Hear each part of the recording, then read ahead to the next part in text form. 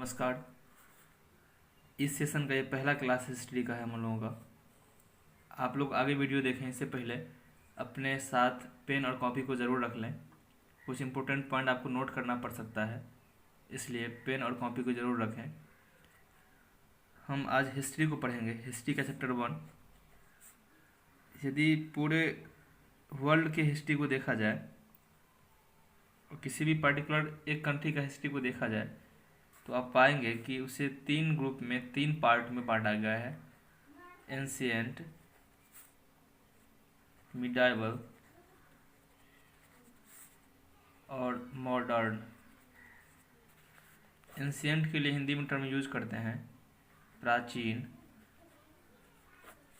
Medieval के लिए मध्यकालीन और मॉडर्न के लिए आधुनिक।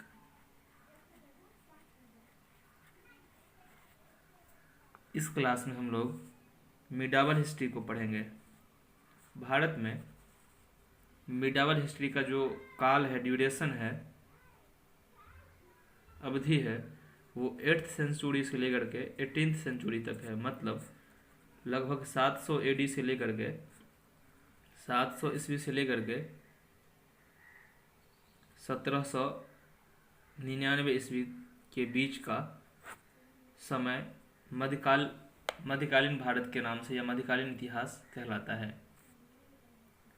हम मिडाइवल पीरियड को भी 2 पार्ट में बांटते हैं।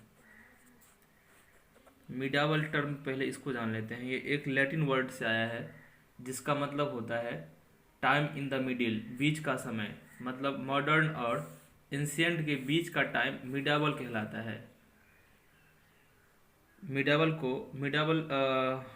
एज या मिडाइवल टाइम को 2 पार्ट में बांटा गया है। इस मिडाइवल में जितने भी रूलर हुए उनके द्वारा जो काम किया गया, उनमें जो सोशल, इकोनॉमिकल और पॉलिटिकल चेंजिंग हुआ, उसके बेसिस पे इसे 2 पार्ट में बांटा गया। फर्स्ट पार्ट को अर्ली मिडाइवल कहा गया, अर्ली मिडाइवल, और सेकेंड पार्ट को लेटर मिडाइवल कहा गया।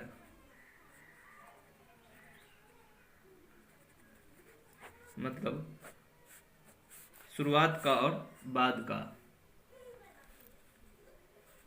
अर्ली मिडाइवल पीरियड में इंडियन नेटिव रूलर थे, जिसमें पाल्स, प्रतिहार,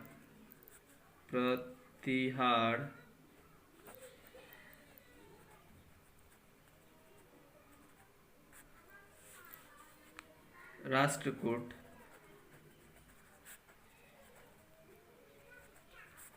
चोल,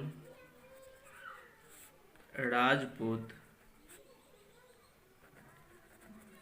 एक्सेट्रा रूलर हुए। जबकि लेटर मिडाइवल में तुर्क्स, अफगान और मुगलों ने भारत में राज किया। आप स्पष्ट देख पा रहे हैं कि अर्ली मिडाइवल में किस तरह के शासन किए थे भारत में, और लेटर मिडाइवल में किस तरह के शासक शासन किए थे। इसका भी टाइम फिक्स्ड कर दिया गया है। ये 8th सेंचुरी से 13th सेंचुरी तक,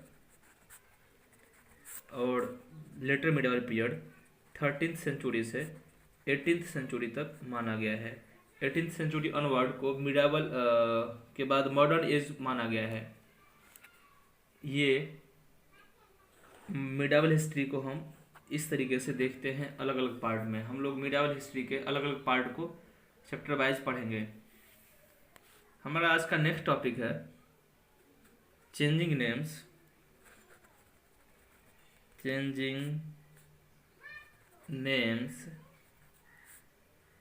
ऑफ द लैंड।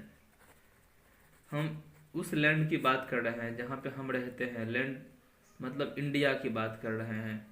आप देखेंगे कि अलग अलग कालखंडों में भारत का अलग अलग नाम रहा है। विदेशी आए उससे पहले और उससे पहले भी भारत का क्या नाम रहा था, और अभी वर्तमान में भारत को किन नामों से जाना जाता है। भारत को अभी भारत, इंडिया, हिंदुस्तान के नाम से ज़्यादा जाना जाता है। हालांकि कहीं कहीं पे आर्यावर्त भी आता है, लेकिन प्रचलन में खास करके भारत और इंडिया ही आता है। कुछ खास देशों, जो खास करके गल्फ कंट्री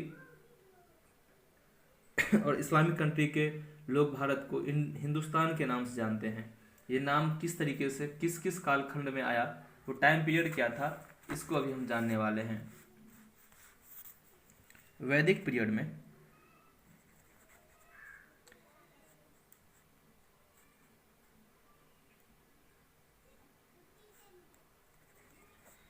वैदिक पीरियड में इस देश को आर्यावर्त कहा गया। आर्यावर्तास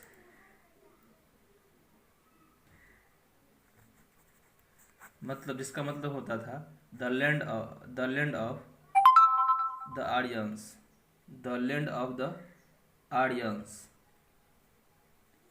मतलब आर्यों की जो भूमि थी उसे आर्यावर्त कहा गया।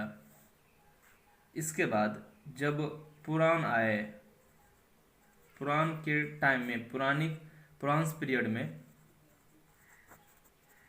इसे भारतवर्ष कहा गया।